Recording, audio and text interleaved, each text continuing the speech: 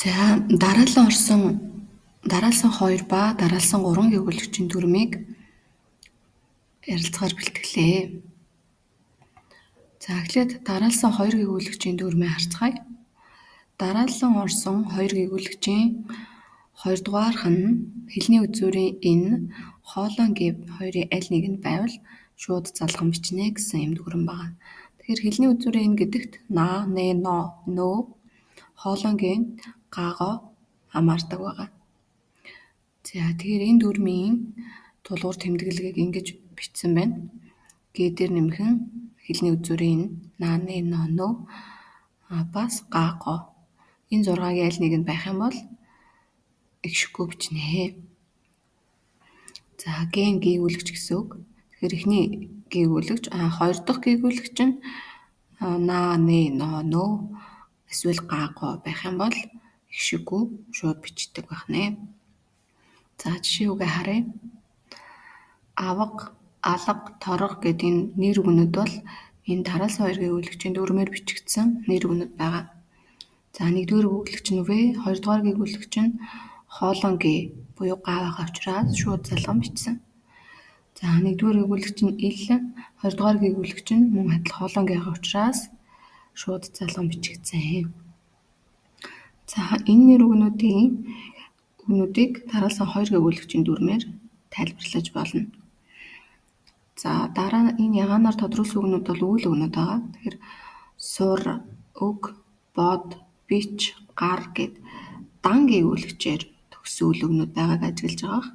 Тэгэхээр дан буюу нэг гээгүүлэгчээр төгссөн, сур, өг гэд нэг гээгүүлэгч гээр төгссөн, эрээр төгссөн ийм үйл үгнүүд байна тийм ээ. Тэгэхээр дан гээгүүлэгчээр төгссөн үйл үгэн дээр гааго, за мөн наа, нэ, но дүрв буюу энэ 6-ыг залгахдаа шууд залган бичнэ. За тэгээд дараалсан өөрөөр хэлбэл үйл үгэн дээр дан гээгүүлэгчээр төгссөн үйл үгэн дээр хоолойн г хэлний үзүүрийн энийг залгахдаа шууд залган бичдэг байх нэ. Тэгэхээр энэ дараалсан 2 гэгүүлэгчийн дүрмээ баримтлан залган бичнэ. За дараалсан 3 гэгүүлэгчийн дүрмийг харцгаая. Эсрэгээрээ дараалсан 2 гэгүүлэгчийн дүрмээс арай эсрэгээрээ байгаа. Дараалан орсон 3 гэгүүлэгчийн 3 дугаарх нь хэлний үзүүрийн энэ хоолойн г байвал өмнө нь их шиг бичнэ. За энэ дүрмийг ингэж товчлон тулгуурлан тэмдэглэсэн байна. За 1-р гээгүүлэгч, 2-р гээгүүлэгч, харин 3 дахь гээгүүлэгч нь наа, нэ, но, нөө эсвэл гааго.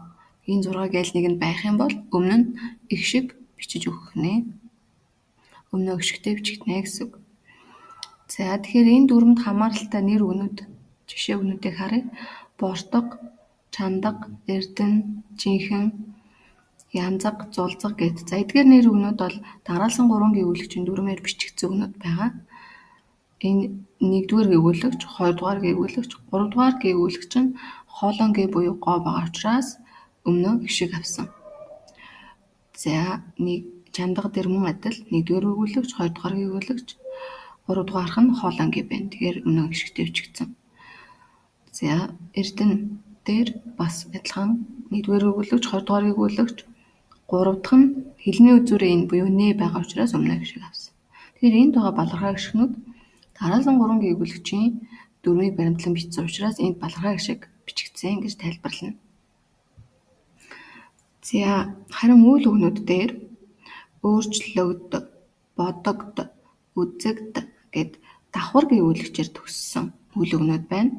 Давхар буюу 2 гээгүүлэгч дараалан орж төгссөн. Тэгэхээр 1-р гээгүүлэгч, 2-р гээгүүлэгч, харин 3-р гээгүүлэгч нь хэлний үзүүрийн энэ байгаа учраас эндээ балархай гишиг өмнө балархай гишиг авсан байна. Өөрчлөгд, no. За бодогд дээр мөн адил бодогд гээд давхар 2 гээгүүлэгчээр төгссөн байна. Ирээдүйн цагийн но нөхцөлийг залгахдаа бодогд өмнөө их шиг аваад ингэж бичигднэ. Өмнөө балархай гишигтэй бичигднэ. За тэгэхээр давхар гээгүүлэгчээр төгссөн үйл үгнүүд дээр ирээдүйн цагийн буюу энэ хэлний үзүүрийн наа, нэ, но, нөөг залгахдаа мөн бусдаар үйлдвэрлэх хэвийн га го нөхцлүүдийг залган бичихтэй өмнө нь балархай гişиг бичдэг байх нэ. За тэгээ энэ балархай гişгүүдийн үүрэг нь дараалан орсон 3 гээгүүлэгч байгаад 3 дахь нь хэлний үзүүрээ энэ хоолон гэж байгаа учраас өмнөө балархай гişиг авсан гэж ингэж тайлбарлаж болох нэ. За дараалсан 2 гээгүүлэгчийн дүрм мөн дараалсан 3 гээгүүлэгчийн дүрмээ давтан үзээд дараах дасгал ажлуудыг бие даан хийгээрэй.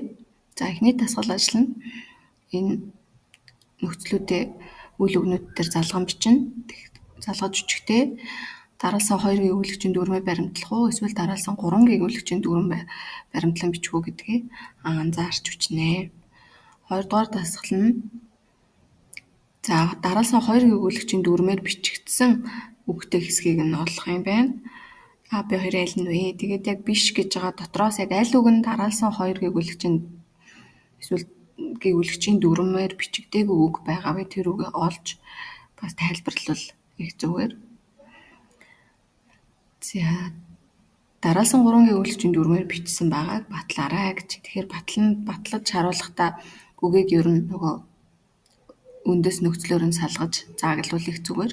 Жишээлбэл харагд гэд үйл үгэн дээр наа нөхцлийг залгасан. Тэгэхээр энд балархай гişиг авсан гэд ингээд харагд нэмэх нь наа тэнцвэн харагдана гэд доор нь дүрмээ тайлбарлаад бичүүлэх зүгээр байдаг шүү.